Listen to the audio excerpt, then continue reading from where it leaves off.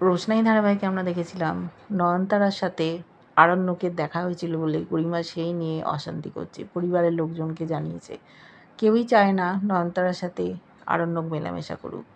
ও তখন বলেছে যে রোশনাই হলে তোমাদের ভয় ছিল, এ তো ওর কাজিন সিস্টার, তাই তোমরা ভয় পাচ্ছ কেন?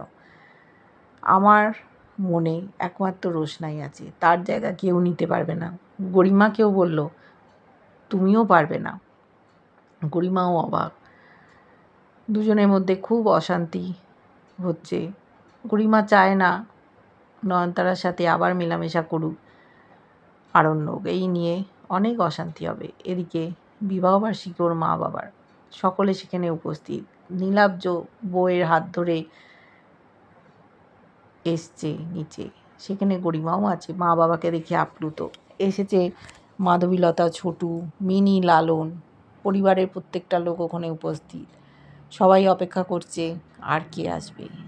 শেষ পর্যন্ত নয়নতারা ওর বাবা এসছে।